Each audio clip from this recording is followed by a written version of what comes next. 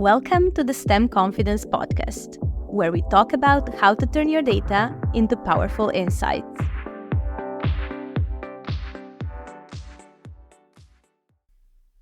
Hello, and welcome to another episode of the STEM Confidence Podcast. Today, we are going to talk about a skill that I believe is very important for anyone working in the STEM fields, and that is data storytelling.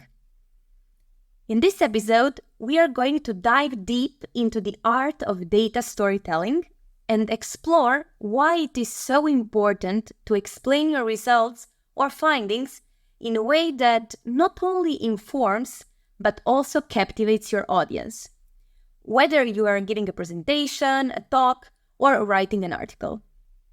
Also, we are going to talk about how to apply it in your work and share some practical tips and examples.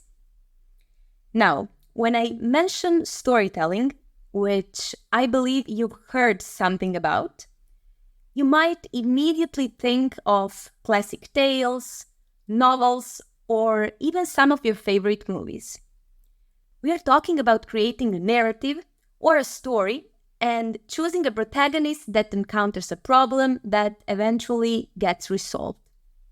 With data storytelling, we are doing a similar exercise. The only thing is that this time our numbers, data, and charts are explained in a way that resonates with your audience.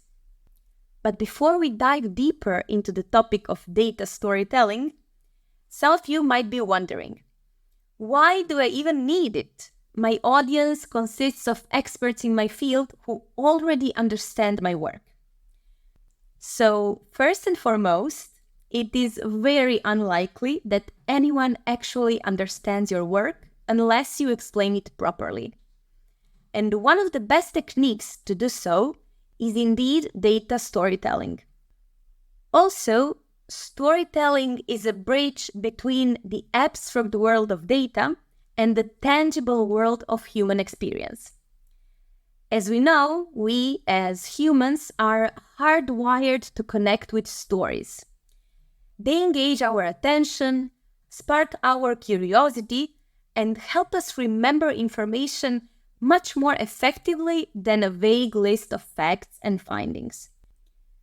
So the first reason why I believe that everyone should use storytelling techniques when explaining their data is because data is usually very difficult to relate to. As humans, we are much more likely to pay attention to a story than to a bunch of facts, findings, or conclusions that are just thrown to us. But here's another reason to try data storytelling. It can actually be used as an exercise for you as an expert. When you attempt to craft a story around your data, you are forced to critically examine each part of it, the context, the methods, and your conclusions and findings. And when you do so, you kind of shine a spotlight on your work and reveal potential gaps, uncertainties, or areas that might need further exploration.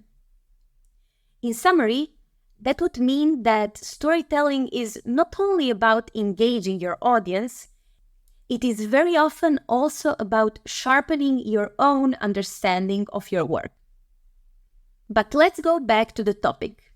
And I hope I convinced you that you should be using storytelling when talking about your results and findings. Now that you know the benefits of it, let's go over some main principles of how to apply it in your work. So as any storytelling, data storytelling consists of three main elements. The first one is the setup or the setting, which refers to the context of your problem. The second one is the conflict. This would be something like the statement of your problem you're solving. And finally, the third one is the resolution, which would be the solution of the presented problem or conflict. So when creating a data story, you should first introduce what is currently known or understood about the topic you're addressing. This will give the audience or readers a foundation on which they can build the understanding of your story.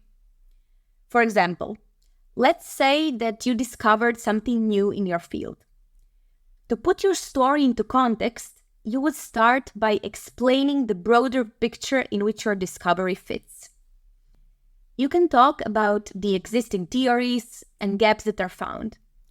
And by doing so, you make sure your audience understands why there is a problem, and consequently, why there is a need for a solution that you are providing. Think of it as providing context so that your audience understands how your work fits into the bigger puzzle of knowledge.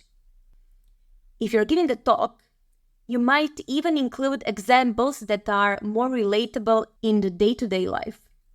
It is much easier for your audience to connect with what you're talking about when they see how it applies to their own experience or the world around them. The second step would be to determine a conflict.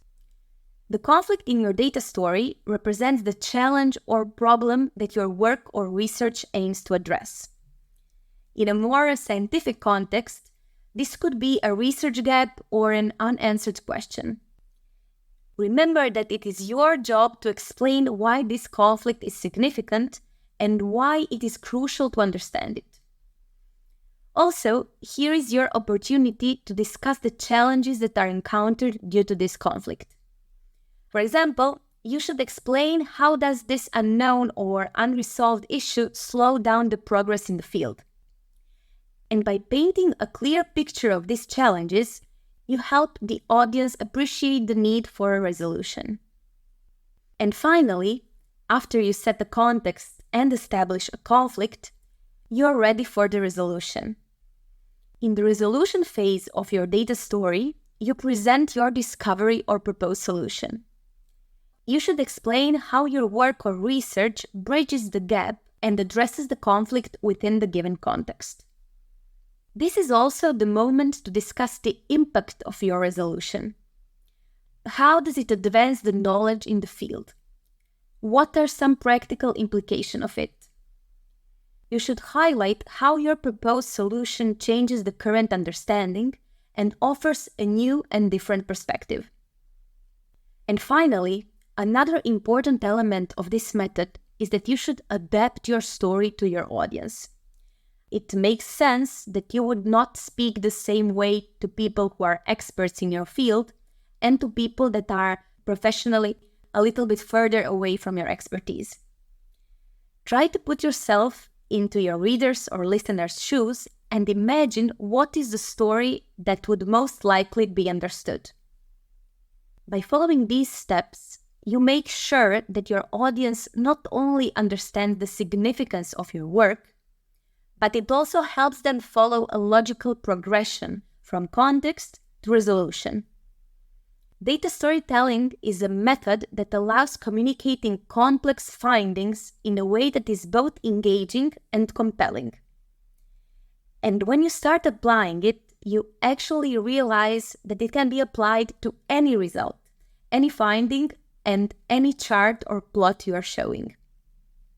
And if you feel intimidated by it, just give it a try with a simple exercise of your daily task. Try to explain your daily task as a story, even if you don't have a resolution or proposed solution yet. Because just telling your daily task as a story might be very insightful for you to understand how to actually reach the conclusion. So remember, the next time you find yourself in the need to explain your work, try data storytelling. Provide the setting or context, establish a conflict, and then highlight your resolution of it. Data storytelling will not only transform how you communicate your work, but also how your audience perceives it. Thanks for tuning in, and until next time.